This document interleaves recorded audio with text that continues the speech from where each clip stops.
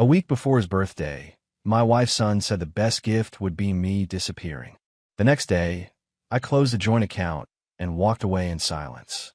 What I left on that table shocked him, but what I discovered he'd been hiding for years destroyed everything they thought they knew about consequences. My name is Ashton Mercer. I'm 56 years old, and for the last 11 years I've worked as an industrial safety specialist for a manufacturing plant outside Phoenix. It's steady work, good benefits, decent pay. The kind of career that let me provide stability when my wife Rita and her son Austin needed it most. Austin was 19 when Rita and I got married. A kid, really, though he'd never admit it. His biological father Craig had walked out when Austin was 7, leaving Rita to raise him alone on a receptionist salary and whatever child support Craig remembered to send, which wasn't often. I didn't try to replace his father. I just tried to be there, reliable, supportive, present. 11 years later, here's what that got me. It was a Tuesday afternoon when I left work early to pick up Austin's birthday cake. He was turning 30, and Rita had asked if I could make this one special. He's been stressed, she'd said. Between jobs again. Just trying to figure things out. Between jobs. That phrase had become a permanent fixture in our household vocabulary. The bakery near the interstate always smelled like vanilla and butter, even the parking lot. I'd ordered a simple chocolate cake with dark frosting, Austin's favorite, though he'd probably never mentioned that to me directly. I paid, carried it carefully to my truck, and drove home with the AC on low so the frosting wouldn't melt. Rita's car wasn't in the driveway when I pulled up around 2 o'clock. She'd mentioned something about getting her hair done. Austin's newer Civic sat in its usual spot, the one closer to the house that he'd claimed the day he moved back in 2 years ago. 2 years. The temporary arrangement that became permanent without anyone actually discussing it. I grabbed the cake box and headed inside. The house was quiet except for the hum of the refrigerator and Austin's voice coming from the living room. He was on his phone, laughing at something. "Hey," I called out, keeping my voice friendly. "Got your cake." He glanced up from the couch, barely making eye contact. "Cool. No thanks." No acknowledgement beyond that single word. I set the box on the kitchen counter and walked back toward the living room. "Your mom mentioned maybe doing something low-key tonight. Dinner, maybe a movie." Austin's thumb stopped scrolling. He looked at me then, really looked at me, and something cold settled in his expression. "Actually," he said, his voice taking on an edge I'd heard before, but never quite this sharp. "Since you're asking what I want for my birthday." I waited. He smiled, but there wasn't any warmth in it. Just calculation. "The best gift would be you disappearing." The room went silent, except for the kitchen clock ticking on the wall. I stood there, keys still in my hand, trying to process what I just heard. "What did you say?" He shrugged, casual as asking about the weather. "You heard me. You disappearing. Not being here. That'd be the perfect gift." My chest tightened, but I kept my voice level. "Why would you say that?" "Because it's true," he replied, looking back at his phone. "You're always here, always hovering, always acting like you're doing us some huge favor. Maybe if you just weren't around, things would be easier." I wanted to ask easier for who. I wanted to list every morning I'd driven him to job interviews, every utility bill I'd paid without comment, every time I'd bitten my tongue when he treated our home like a hotel. Instead, I smiled. Small, polite. "Okay," I said quietly. "I hear you." That seemed to surprise him. His eyebrows lifted slightly. "Good talk," I added, then turned and walked out of the room. I didn't slam the door, didn't raise my voice, didn't give him the reaction he was probably expecting. I just left. I drove for 20 minutes before I trusted myself to think clearly. Not anger. Not yet. Just this strange, cold clarity that comes when something inside you finally stops pretending. I pulled into a coffee shop parking lot, killed the engine, and sat there staring at nothing. My phone buzzed. Rita. I ignored it. It buzzed again. Austin this time. I turned it face down. The sun was setting behind a strip mall across the street, painting everything in shades of orange and red. Beautiful, really. The kind of evening you'd want to share with someone who appreciated you being there to see it. That thought made me laugh. A short, bitter sound that surprised me. I opened my laptop. Always kept it in the truck for site reports and safety documentation. My fingers moved automatically, opening folders I hadn't looked at in months. Years, maybe. There was one labeled Simply House. Inside were subfolders that told a story I'd been too busy living to fully read. utilities, insurance, auto, medical, miscellaneous. I started with the joint checking account, the one Rita and I shared, the one Austin had access to for emergencies. My paycheck went in every 2 weeks like clockwork, $4,200 after taxes. Good money for Phoenix. I scrolled back through the statements. 1 year, 2 years, 3. The mortgage payment, $1, $840 monthly. Always from my account. The note was in my name only, signed before Rita and I married when I bought the house outright. She'd moved in with Austin 6 months later.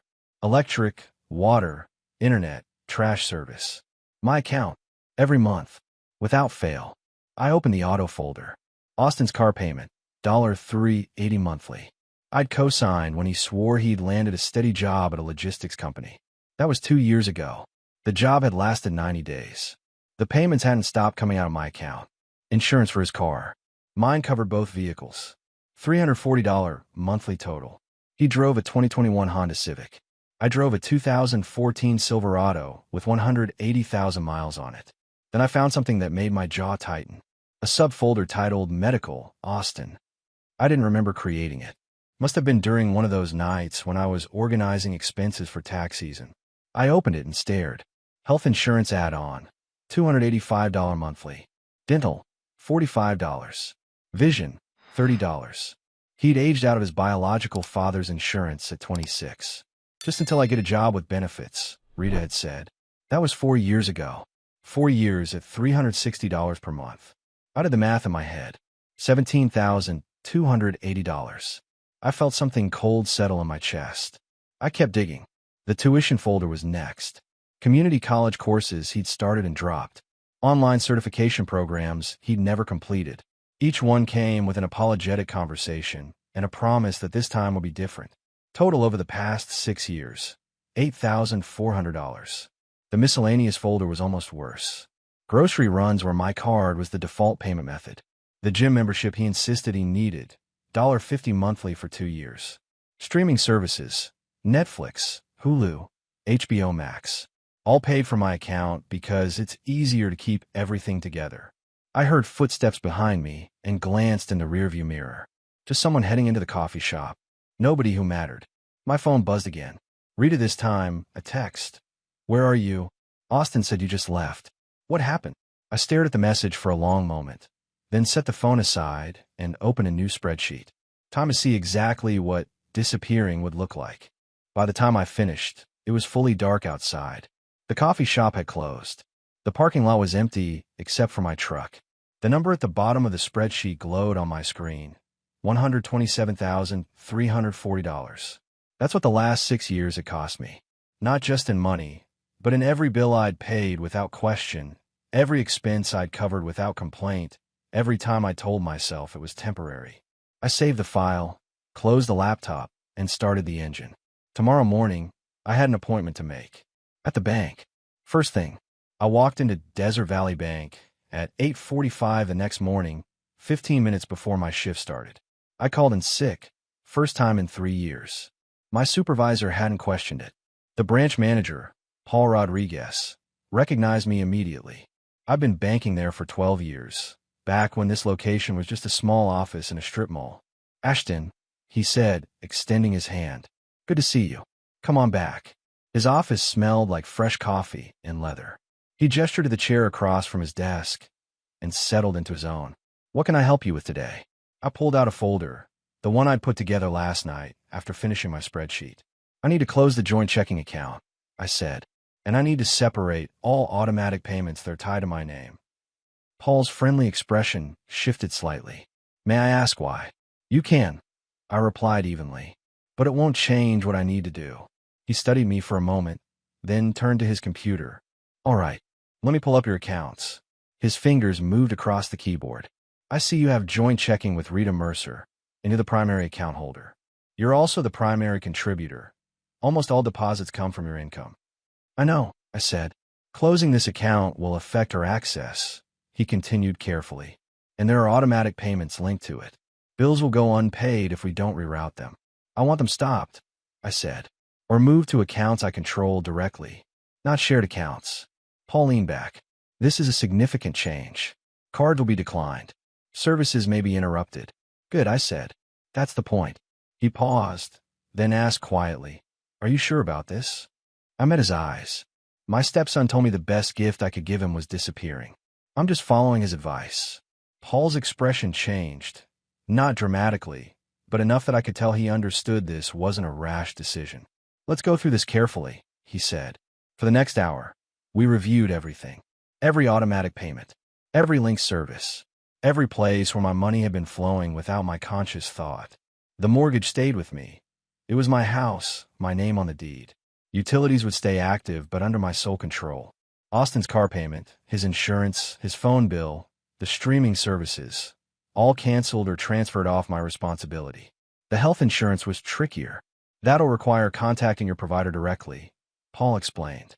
But I can stop the automatic payment from this account effective immediately. Do it, I said. When it was done, Paul slid several forms across the desk. I'll need your signature here. And here. He pointed to specific lines. This one revokes authorized user access. Once you sign, Rita and Austin will no longer be able to access this account. I signed without hesitation. There was one other thing, Paul said, checking his screen. There's a pending transaction scheduled for tomorrow. Looks like someone tried to use account verification for a rental application. My hand stopped mid-signature. What kind of rental? An apartment complex. They submitted your account information as proof of funds for a security deposit. He looked up. Did you authorize this? No, I said flatly. I didn't. Then it won't go through, Paul said. The account will be closed before they can process it.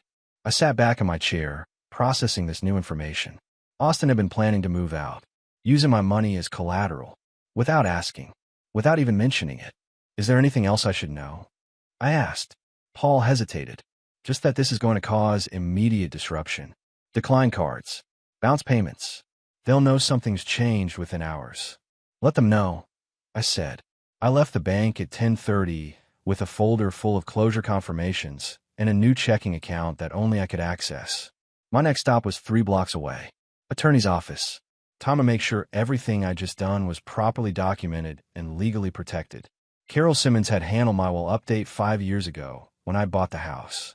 She was in her mid-50s, sharp as a knife, with a no-nonsense approach I'd always appreciated. Ashton, she said, standing to shake my hand. It's been a while. What brings you in? I sat down across from her desk and laid out the situation. All of it. The birthday comment. The years of financial support. The bank account I just closed. The rental application I hadn't authorized. She listened without interrupting, taking notes on a yellow legal pad. When I finished, she set down her pen. First question. Have there been any threats? Any indication this might turn hostile? Not yet, I said. But I expect there will be. She nodded. Smart to get ahead of it. Second question. Are you legally responsible for Austin in any way? Adoption papers, guardianship documents, anything like that? No, I said. He was 19 when his mother and I married. I never adopted him. Never signed anything making me legally responsible. Good, Carol said. That makes this cleaner. You have no legal obligation to support an adult stepchild unless you've explicitly created one through documentation. Generosity doesn't create obligation. I felt something loosen in my chest hearing that said out loud. What about the co-signed car loan? I asked. She winced slightly. That one's trickier. Co-signing means you're equally responsible. If he stops paying, they can come after you.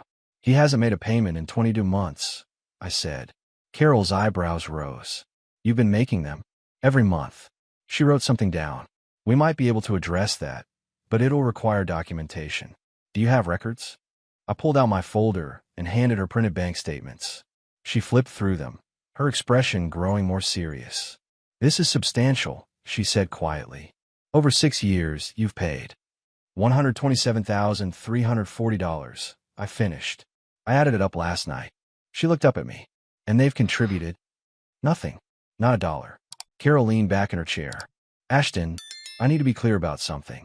What you're doing, setting boundaries, protecting your finances, this is completely legal and morally justified.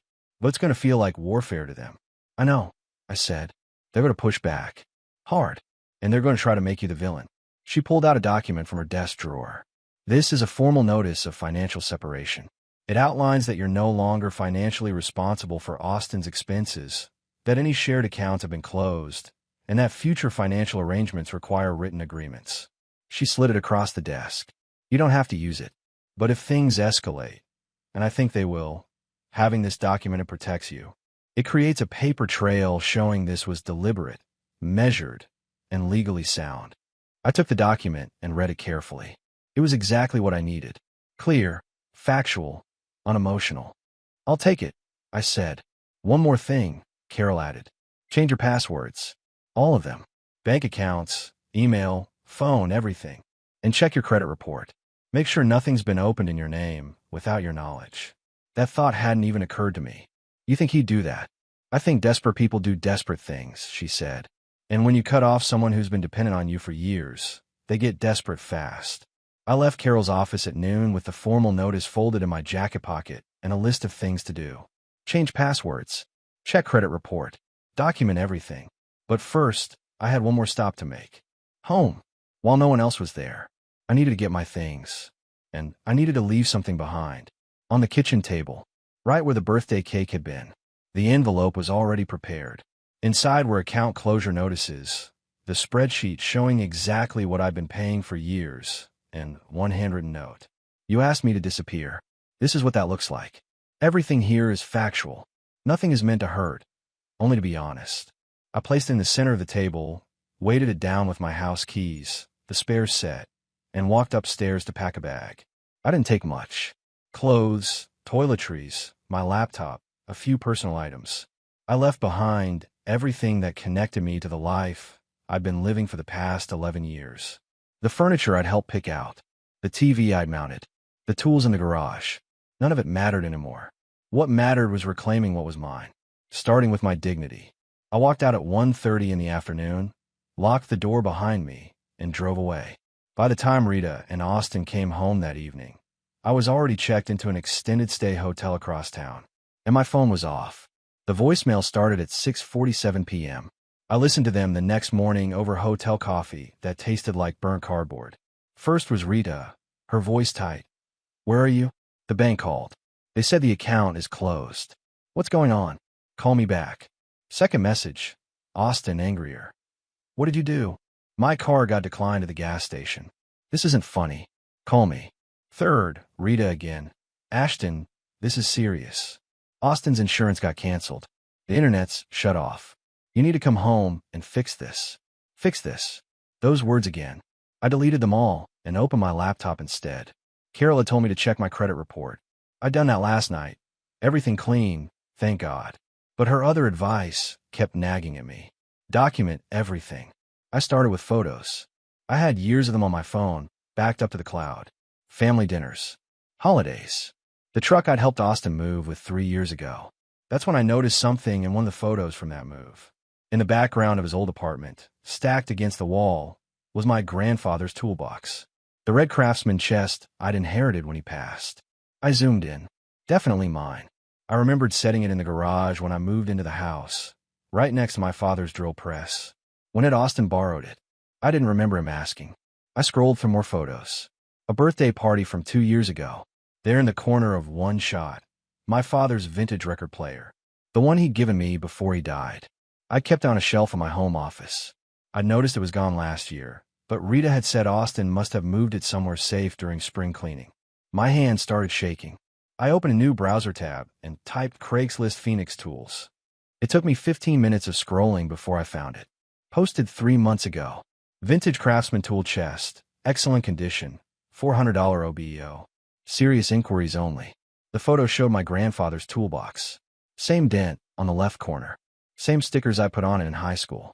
Seller's name, A. Palmer. Palmer was Rita's maiden name. The name Austin still used. I kept searching. Another listing, 7 months old. Vintage record player, 1970s, works great, $150. My father's record player. My chest felt tight. I searched sold listings, expanded the date range. Pneumatic drill set, my uncle's, that he'd left me, $275. Sold 10 months ago. Fishing gear, my collection from 20 years of trips to Roosevelt Lake, $180. Sold a year ago. My grandfather's coin collection. The one in the leather binder he'd started in 1952. Listed for $600. Sold 14 months ago. I sat back, staring at the screen, and did the math. Over $2,000 worth of my property. Things with sentimental value I couldn't put a price on. Sold on Craigslist like they were his to sell. How many other things were gone that I hadn't noticed yet? I grabbed my keys and drove to the house. Rita's car was gone. Wednesday. She always had lunch with her sister. Austin's Civic sat in the driveway. I let myself in quietly. The envelope was still on the table, unopened. I went straight to the garage. My grandfather's toolbox gone. My uncle's drill press gone. The camping gear I bought before Rita and I were married gone. I walked upstairs to my office. The shelves where I'd kept my father's things looked bare. Books missing. The humidor my dad had given me. Empty space where it had been. I checked the closet in the spare bedroom. The vintage baseball cards I collected since I was 12, stored in boxes, gone. My hands curled into fists. Not from anger. From something colder. He'd been stealing from me for years. Piece by piece. Selling my memories to fund whatever he needed that week. And Rita had either known or hadn't cared enough to stop him. I pulled out my phone and took pictures of every empty space. Documentation, like Carol had said. Then I heard footsteps downstairs. "Hello." Austin's voice called out. "Who's here?" I walked to the top of the stairs. He was standing in the entryway, holding a fast food bag, frozen when he saw me. "What are you doing here?" he demanded. "I live here," I said evenly. "Or did you forget?" His jaw tightened. "Mom said you left." "I did," I replied. "I came back for something." "What?" I descended the stairs slowly. "Where's my grandfather's toolbox, Austin?" His face went carefully blank. "What?" "The red Craftsman chest. The one that was in the garage." "Where is it?" "I don't know what you're talking about." I pulled out my phone and showed him the Craigslist listing. "This is you. A. Palmer. That's your posting." He glanced at it, then shrugged. "That old thing. It was just taking up space. Just taking up space." My grandfather's tools. The last thing I had from him. And my father's record player. I asked quietly. "My uncle's drill set. The coin collection. Were those all just taking up space too?" "You weren't using them." Austin shot back. "They were just sitting there. They weren't yours to sell," I said, my voice low and controlled. "None of it was yours." He took a step forward, chest puffed out. "You got plenty of money. You could buy new stuff. That's not the point." "Then what is the point?" he snapped. "You want to keep playing victim? You want everyone to feel sorry for you?" I stared at him for a long moment. "No. I want you to understand that actions have consequences. You stole from me. You sold my property. And now you're going to deal with what happens next." "What's that supposed to mean?" he asked. But I could hear the uncertainty creeping into his voice. "It means the free ride's over," I said. "Permanently." I walked past him, got in my truck, and drove back to the hotel. That afternoon, I filed a police report for theft. Provided the Craigslist listings, the photos, everything. The officer taking my statement looked sympathetic. "This is family. Stepson," I said. He nodded slowly. "That complicates things. But theft is theft. We'll follow up." When I left the station, I felt something settle in my chest. Not satisfaction, just clarity. He'd taken my past, my memories, the pieces of my family I'd held on to. But he couldn't take my future. Not anymore. The call came 2 days later. Friday afternoon. I was reviewing safety reports at my desk when my phone rang. Unknown number. "Ashton Mercer?" a woman's voice asked. "Speaking. This is Jennifer Torres from Phoenix Family Court. I'm calling regarding Austin Palmer." My stomach dropped. "What about him?" "We have a child support case filed here. You're listed as a party of interest because you've been making payments on Mr. Palmer's behalf." I set down my pen. "I think there's been a mistake. I haven't made any child support payments." There was a pause. "According to our records, automatic payments have been coming from an account ending in 4782. That's your account number, correct?" It was. Or it had been, before I closed it. "What payments?" I asked carefully. "Monthly child support payments of $380. They've been consistent for the past 4 years. $380. The exact amount of Austin's car payment." "There's a child?" I asked. Another pause. "You didn't know?" "No," I said flatly. "I didn't know." Jennifer's voice softened slightly. "Mr. Palmer has a daughter. She's 4 years old. He was ordered to pay support 4 years ago when paternity was established. The mother, Kayla Frost, filed modification papers last week because the payments stopped. I closed my eyes. For years, Austin had a 6-year-old daughter, and I'd been paying for her without knowing it. What address do you have for those payments? I asked. She gave me the routing information. It matched the joint account I closed, the one Austin had access to, the one he'd set up automatic transfers from without telling me. Ms. Torres, I said slowly, I closed that account this week. I had no knowledge of this child or these payments.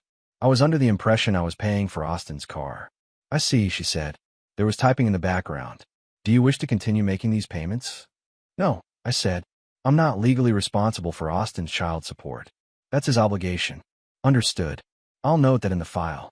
The account will be flagged as closed, and Mr. Palmer will need to make other arrangements. Thank you for your time. She hung up. I sat there staring at my computer screen, not seeing it. Austin had a daughter, 6 years old. He'd hidden her existence from everyone in our family for 6 years, and he'd been using my money to pay for her, not from guilt or responsibility, from convenience. My phone rang again. Rita this time. I answered. You need to come home, Rita said immediately. Her voice was shaking. Austin just told me something. Something important. About his daughter? I asked. Silence. Then, I just found out, I said. From the family court. Because the child support payments I didn't know I was making have stopped. Ashton, Rita started. Did you know? I interrupted. Not until today, Rita said quickly. He just told me. He was scared. He didn't know how to. He knew how to set up automatic payments from my account. I cut in. He knew how to hide it for 4 years. He just didn't know how to be honest. He made a mistake, Rita insisted. He was young. He panicked. The girl's mother, Kayla, she told him she'd handle everything if he just paid support. He didn't want to bring drama into our family. So he brought theft instead. I said. That's not fair, Rita shot back. You're twisting this. No, I said. I'm finally seeing it clearly. He's been lying to everyone, using me, and you're still defending him. He's my son, she said, her voice rising. What do you want me to do? Abandon him. I want you to hold him accountable, I replied. But you never have. And that's why we're here. There was a long silence. Where are you staying? Rita asked finally, quieter now. That doesn't matter. Ashton, please. Just come home. We could talk about this. Work it out. There's nothing to work out, I said. I'm done being the solution to problems I didn't create. So that's it, she asked. 11 years of marriage, and you're just walking away. You're the one who let your son steal from me, I said. You're the one who defended him when he told me to disappear. This isn't me walking away, Rita. This is me finally understanding I was never really here to begin with. Not in the way that mattered. I heard her breath catch. The envelope's still on the table, I said. Read it. Look at the numbers. Then ask yourself honestly, was I family, or was I just useful? I ended the call. That evening, I got a text from an unknown number. This is Kayla, Austin's baby mama.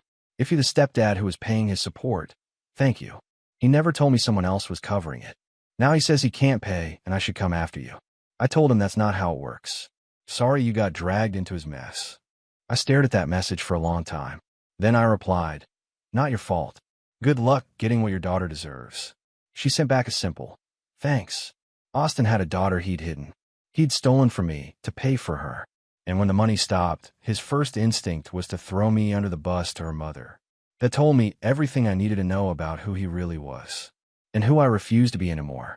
Monday morning, unknown Phoenix number. I answered. Ashton Mercer? A man's voice, smooth and practiced. Who's asking?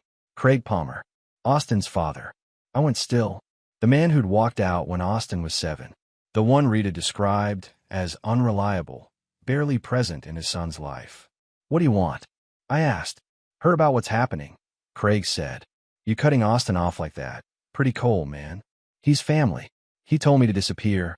I replied. I'm just following his advice. Come on. Craig continued. He's going through stuff. Lost his job. Got child support now. Maybe you could help until he's back on his feet. He told you he lost his job? I asked carefully. Yeah. Budget cuts. Not his fault. I pulled up my documentation folder. Craig, do you know why Austin really lost his job at Desert Logistics? Silence. He was fired for theft, I said. Caught taking equipment from the warehouse and selling it. They have him on camera. Lucky they didn't press charges.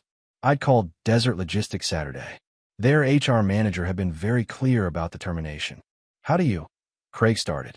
I verified it. I interrupted. So, before you lecture me about family, understand that your son has a pattern. Theft from his employer. Theft from me. All documented. Craig's voice hardened. What do you want me to do about it? Step up, I said. He has a father. That's you. Not me. I filled a role you abandoned. But I'm done now. Your turn. You self-righteous. I hung up. 5 minutes later, Rita texted. Craig called. Said you were rude. Why bring him into this? I typed back. He called me. Asked me to keep funding Austin. I said that's your ex-husband's job now. Her response came fast. Craig hasn't been in Austin's life for 20 years. You can't dump this on him. Watch me. I called Carol immediately. Austin's biological father just contacted me. I said, trying to guilt me into continuing support. Did you record it? Carol asked. No. Should I have? Arizona's one-party consent.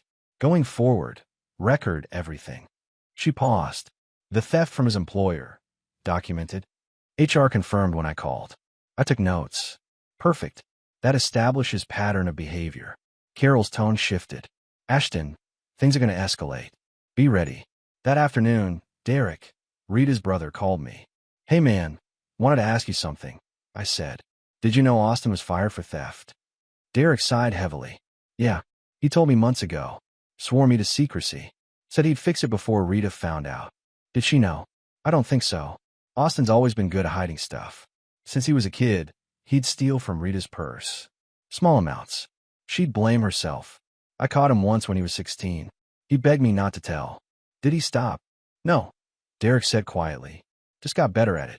Look, I love my sister, but she's got blinders when it comes to him. Someone needs to hold him accountable. That evening, my work HR called. Margaret, from Human Resources. Ashton, we need to discuss something sensitive, she said carefully. We received a message through our company social media. Someone claiming to be family says you're experiencing mental health issues, that you've abandoned your family and might be dangerous. My stomach dropped. That's false. I figured, Margaret said, but policy requires follow-up.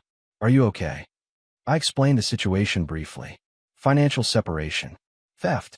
Lies. This sounds like harassment, Margaret said. Document everything. And Ashton, check your social media. I opened Facebook for the first time in weeks. My heart sank. Someone had created a fake profile using my name and photo. The fake profile looked real. My name. My photo from a work event 3 years ago. The bio read, going through tough times. Feeling lost.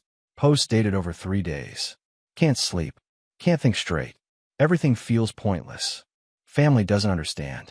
Maybe they'd be better off without me. Made bad decisions. Don't know how to fix them. At the end, each had sympathetic comments from strangers. People offering help, asking if I was okay. Then yesterday's post. Work isn't the same. Can't focus. Boss worried. Don't know what to do. That's why HR called. Someone sent them this profile. I screenshot everything and reported it to Facebook. Identity theft. Harassment. Then I called Carol. Someone created a fake profile, I said, voice tight, making me look suicidal. Contacted my work with it. Forward everything. Carol said immediately. This is defamation. Criminal harassment. We'll need a subpoena for IP addresses to prove it wasn't you. I posted on my real Facebook account. Someone created a fake profile using my name and photo. Posts about mental health issues are not from me. I am fine. This is harassment, and reported to authorities. Comments came fast. Work friends saw that. Thought it was weird. Colleagues. Got friend request yesterday. Deleted it. My cousin. Someone messaged from that account asking for money. Asking for money.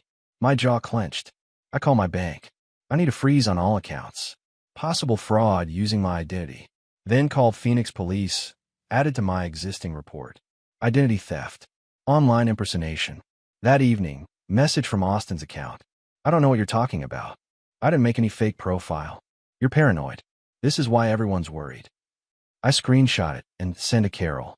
Her response, don't engage. Let me handle this. 20 minutes later, message from Craig Palmer's account. My son says you're making crazy accusations. Maybe you need help.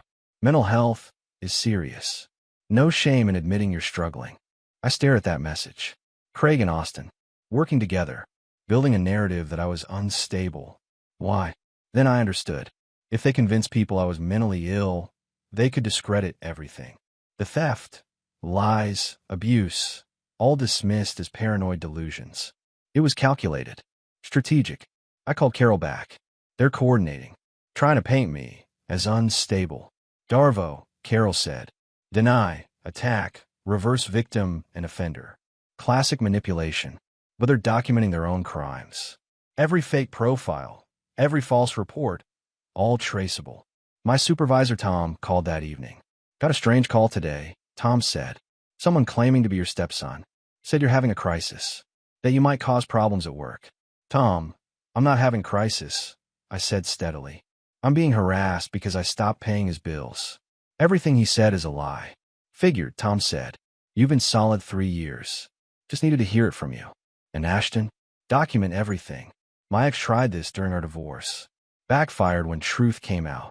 After hanging up, I listed everyone contacted. Work, family, Facebook friends. Austin was destroying my reputation systematically. Trying to isolate me. Make me look unstable, so no one would believe my truth. But he'd made one critical mistake. He'd left a trail. Messages, calls, fake profiles. All documented. All traceable. Tomorrow morning, another meeting with Carol. Time to turn defense into offense. 2 weeks later, Austin filed a lawsuit against me. Carol called me Wednesday morning.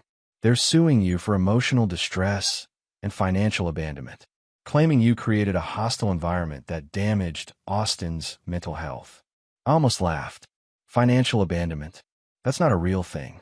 It's not, Carol agreed. But they filed it anyway. Craig's name is on the paperwork too. He's claiming parental alienation. Says you interfered with his relationship with Austin. He hasn't had a relationship with Austin for 23 years, I said. I know. This lawsuit is frivolous. But we still have to respond. Carol's tone shifted. Here's the good news. In discovery, they'll have to provide financial records, bank statements, tax returns, all the things they don't want us to see. What do you mean? I mean, we're going to find out exactly where your money went, Carol said. Every dollar. And we're filing a countersuit. Theft, fraud, defamation, everything. The court date was set for 6 weeks out. In the meantime, Carol subpoenaed everything. Austin's bank records, his online selling accounts, his credit card statements. What we found was worse than I'd imagined. Over the past 3 years, Austin had sold over $8,000 worth of my property. Tools, collectibles, family heirlooms. Everything documented on Craigslist, Facebook Marketplace, eBay. He'd also taken out 3 payday loans using my address. Never paid them back. Collection agencies had been calling the house for months. And the fraudulent use of my account for his rental application? That apartment he'd been planning to move and it cost $1,800 monthly. He told the landlord he made $65,000 annually. His actual income last year? $11,400. He was going to rent an apartment. He couldn't afford using your money as collateral, Carol explained. When he couldn't pay, you'd either bail him out or his credit would tank. Except he doesn't care about credit because he's never paid for anything himself. We also discovered something about Craig. He'd been in contact with Austin for 6 months before showing up. Text messages showed they'd been planning something. Craig's message from 2 months ago. When he cuts you off, play victim. Make him look unstable. I'll back you up. We can get a lawyer. Say he owes you for emotional damages. Austin's response. You think that'll work? Craig. Work with my last ex got $15,000 settlement. Easy money. They've been running a con. Together. Carol filed for sanctions. This is fraud on the court. They planned this lawsuit as extortion. The judge agreed. Austin in Craig's case was dismissed with prejudice, meaning they couldn't refile. Then our countersuit went forward. At the hearing, Austin showed up in a borrowed suit, looking nervous. Craig sat beside him, suddenly quiet without his swagger. Carol presented everything. The stolen property listings. The fake profile IP addresses traced to Austin's phone. The fraudulent rental application. The text messages between Craig and Austin planning the lawsuit. Austin's attorney, a public defender who looked exhausted, tried arguing that Austin was young and made mistakes. Your Honor, Carol said, the defendant is 30 years old. He systematically stole from my client for years. He committed identity theft. He attempted fraud. These aren't mistakes. This is a pattern of criminal behavior. The judge reviewed the evidence for what felt like hours. Finally, he looked up. Mr. Palmer, I'm ordering you to pay restitution of $8,000 for the stolen property. I'm also granting a permanent restraining order. You are not to contact Mr. Mercer or come within 500 feet of his residence or workplace. Austin's face went pale. As for Mr. Craig Palmer, the judge continued, you're included in this restraining order. Your text messages show clear intent to defraud. If either of you violate this order, you'll face criminal charges. Craig started to protest. The judge cut him off. We're done here. Outside the courthouse, Carol turned to me. It's over. You won. But I didn't feel victorious. Just tired. That evening, I got an email from Rita. First contact in 3 weeks. I read the court documents. I didn't know about most of this. I'm sorry. I stared at that message for a long time. Then I typed back. I believe you didn't know everything. But you knew enough. You chose to look away. That was your choice. This is mine. I hit send and closed my laptop. Tomorrow, I'd start looking for my own place. Something small. Something mine. The hotel had served its purpose. But it was time to build something permanent. Something no one could take from me. 4 months later, I stood in the driveway of my new townhouse in Scottsdale. 2 bedrooms, small garage, quiet neighborhood. The deed had my name only. The moving truck had left an hour ago. Boxes filled the living room, but they were all mine. My furniture, my belongings, my life. My phone buzzed. Derek, Rita's brother. Hey man, heard you closed on a place. Congrats. Thanks, I said. It's good to have my own space. Listen, Derek said, I wanted to tell you something. Rita filed for divorce last month. I sat down on the front steps. How's she doing? Struggling. She moved into a small apartment. Austin's living with Craig now. Believe it or not. Those two deserve each other. Derek paused. She knows she messed up. Doesn't expect forgiveness. Just wanted you to know she understands now. What about Austin? Got a job at a warehouse. Lasted 2 weeks before they fired him for showing up late. He's Craig's problem now. Derek laughed without humor. Kayla, the mother of his daughter, took him to court. He owes $22,000 in back support. Judge garnished his wages. Good, I said. That child deserves better. She does. Derek was quiet for a moment. You doing okay? Yeah, I said, looking at my new house. Better than I've been in years. At work, things had improved. Tom promoted me to senior safety specialist with a raise. My reputation among contractors remained solid. Everyone had seen through Dane and Craig's attempts at sabotage. The health scare that had worried me, my blood sugar levels, turned out manageable. Type 2 diabetes, caught early. With medication and diet changes, my doctor said I'd be fine. It was almost funny. Austin had tried to access my medical records to find ammunition, but all he would have found was a treatable condition.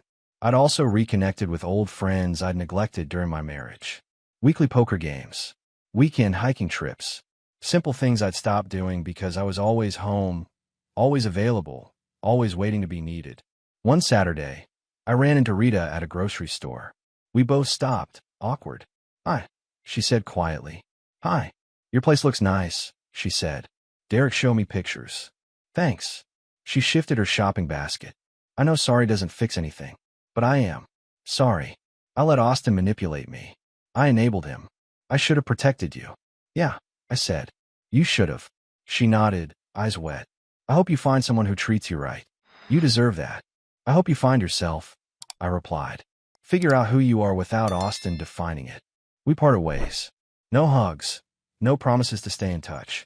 Just 2 people who'd shared a life and learned hard lessons. That evening, I sat on my back patio with a beer, watching the sunset paint the sky orange and red. My grandfather's tools were gone. My father's record player was gone. My uncle's equipment was gone. But I still had their lessons, their values, their strength. They taught me that a man's worth isn't measured by what he provides for people who don't respect him. It's measured by his integrity when standing alone. I'd spent 11 years trying to earn respect through generosity. I'd finally learned that respect can't be bought, only demanded. And sometimes, the strongest thing a man can do isn't holding on. It's knowing when to let go. I raised my beer to the sunset. This one's for me, I said quietly. And for the first time in years, that felt like enough.